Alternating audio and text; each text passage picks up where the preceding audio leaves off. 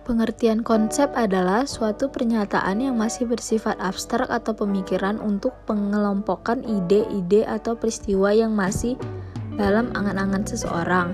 Meskipun belum diimplementasikan, konsep yang bersifat positif memiliki makna yang baik.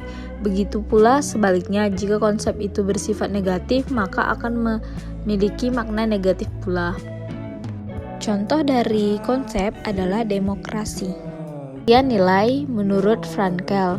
Nilai adalah konsep seperti umumnya konsep, makna nilai sebagai konsep tidak muncul dalam pengalaman yang dapat diamati melainkan ada dalam pikiran orang. Nilai dapat diartikan kualitas dari suatu atau harga dari sesuatu yang diterapkan pada konteks pengalaman manusia. Apa contoh dari nilai? Yang pertama, apa nilai demokrasi itu? Contohnya, yang pertama, kebersamaan, kerjasama, dan lain-lain. Pengertian norma. Norma adalah tolak ukur atau alat untuk mengukur benar salahnya suatu sikap dan tindakan manusia. Norma juga bisa diartikan sebagai aturan yang berisi rambu-rambu yang menggambarkan ukuran tertentu yang di dalamnya terkandung nilai benar atau salah. Norma itu dibagi menjadi 4. Yang pertama ada norma agama, norma hukum, norma kesopanan, norma kesusilaan. Pengertian moral. Istilah moral berasal dari bahasa Latin yaitu mores, yaitu adat kebiasaan. Istilah ini erat dengan proses pembentukan kata, ialah mos, moris, manner, manners, moral. Dalam bahasa Indonesia, kata moral hampir sama dengan akhlak atau kesusilaan yang mengandung makna tata tertib batin atau hati nurani yang dapat menjadi bimbingan tingkah laku lahir dan batin dalam menjalankan hidup dan kehidupan. Aliran dibagi menjadi 4. Yang pertama adalah aliran relatisme. Adalah nilai tidak bisa diajarkan karena hakikat nilainya bersifat relatif, subjektif, temporer, dan situasional. Kedua adalah aliran kebebasan.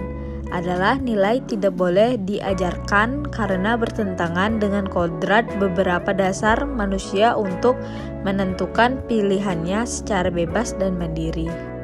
Yang ketiga adalah aliran absolutisme, adalah nilai yang tidak perlu diajarkan karena segala nilai dan norma yang sudah ada dianggap baik atau wajib dilaksanakan tanpa peduli setuju atau tidak setuju dan mau tidak mau. Yang keempat adalah aliran keyakinan rasional, adalah perlunya diajarkan nilai untuk penerimaan yang sadar, mantap, dan penuh daya nalar, dilakukan secara kritis. Tugas guru dalam konteks nilai dan norma. Yang pertama, menjalankan tingkat kesadaran nilai-nilai yang ada dalam siswa. Yang kedua, meluruskan nilai yang kurang baik dan menangkal masuknya nilai yang tidak baik. Yang ketiga, membina dan mengembangkan nilai-nilai yang ada pada diri siswa. Yang keempat, menanamkan nilai-nilai baru. Kesadaran memiliki beberapa tingkat. Yang pertama, kesadaran yang bersifat anomous, yaitu kesadaran yang tidak jelas alasannya yang mendasari atau tujuannya. Yang kedua, kesadaran yang bersifat heteronomous, yaitu kesadaran yang berlandas orientasi atau motivasi yang beraneka ragam atau berganti-ganti.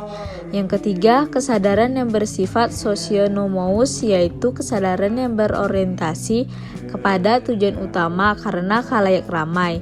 Yang keempat, kesadaran yang bersifat autonomous, yaitu kesadaran yang didasari oleh konsep atau tujuan dan prinsip yang ada diri sendiri.